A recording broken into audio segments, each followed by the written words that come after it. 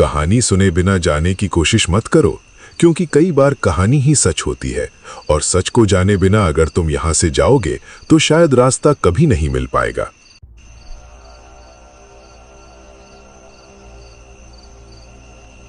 रात का समय था। सर्दी अपने चरम पर थी। आसमान में चांद कहीं छिपा हुआ था और पूरा इलाका घने कोहरे से ढका हुआ था।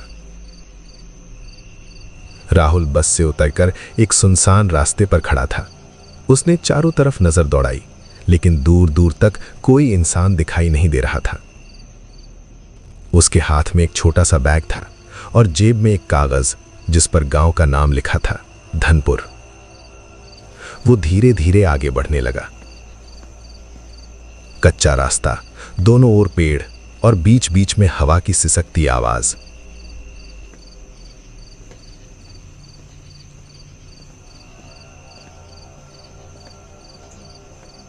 कुछ दूर चलने के बाद उसे लगा कि कोई उसका पीछा कर रहा है। वो रुका, पीछे मुड़ा, लेकिन वहां कोई नहीं था। शायद मेरा भ्रम है, उसने खुद से कहा। ठंड बढ़ती जा रही थी। उसके हाथ पैर सुन्न होने लगे थे। तभी दूर एक हल्की सी रोशनी दिखाई दी। वो तेज कदमों से उस दिशा में बढ़ा। पास पहुंचने पर उसने देखा एक छोटी सी चाय की दुकान, जिसके सामने 4 लोग आग ताप रहे थे। राहुल को थोड़ी राहत मिली। वो उनके पास जाकर बैठ गया। एक बूढ़ा आदमी उसे ध्यान से देखने लगा। फिर उसने कहा, इतनी ठंडी रात में अकेले इस सुनसान रास्ते पर भटकते हुए यहां तक आना आसान नहीं होता बेटा। तुम जरूर किसी खास वजह से आए हो, वरना लोग तो दिन में भी इस रास्ते से गुजरने से डरते हैं। मैं शहर से आया हूं और इस गांव में अपने चाचा के घर जा रहा हूं, लेकिन बस से उतरने के बाद रास्ता समझ नहीं आया और मैं कोहरे में भटकता हुआ यहां तक पहुंच गया हूं। कोहरा कभी सिर्फ रास्ता नहीं छुपाता, कई बार वो सच भी छुपा लेता है, और जो लोग बिना जाने उसमें घुस जाते हैं उन्हें वापस निकलने का मौका बहुत कम मिलता है। ये बात तुम समझ लो। राहुल को उनकी बात अजीब लगी। तभी दुकानदार चाय लेकर आया। राहुल ने कप उठाया और एक घूंट लिया। वो चौंक गया। चाय बिल्कुल ठंडी थी। उसने घबराकर कहा, ये चाय बिल्कुल ठंडी है और इसका स्वाद भी अजीब लग रहा है, जैसे इसमें कुछ गड़बड़ हो।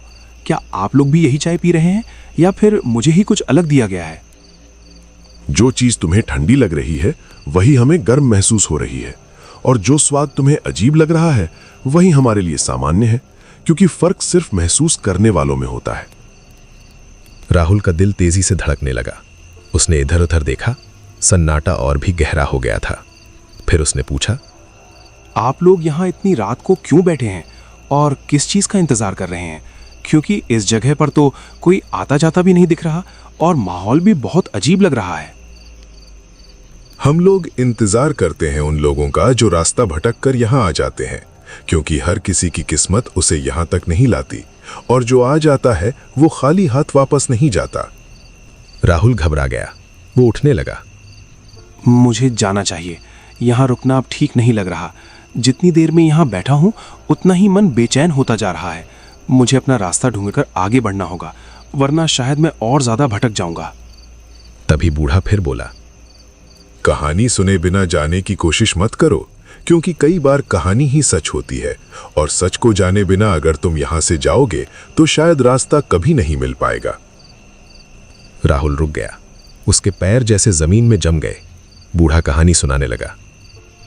एक लड़का था जो ऐसी ही एक ठंडी रात में यहां आया था। वो भी रास्ता भटक गया था और उसे भी यही दुकान मिली थी जहां कुछ लोग बैठकर आग ताप रहे थे और उसका इंतजार कर रहे थे। राहुल का गला सूख गया। वो धीरे से बोला, ये जो आप कहानी सुना रहे हैं उसमें जो लड़का है, क्या वो मैं हूं? क्योंकि जो कुछ आपने कहा वो सब मेरे साथ अभी अभी हुआ है और ये सब बहुत अजीब लग रहा है। तुम्हें क्या लगता है ये कहानी है या सच्चाई?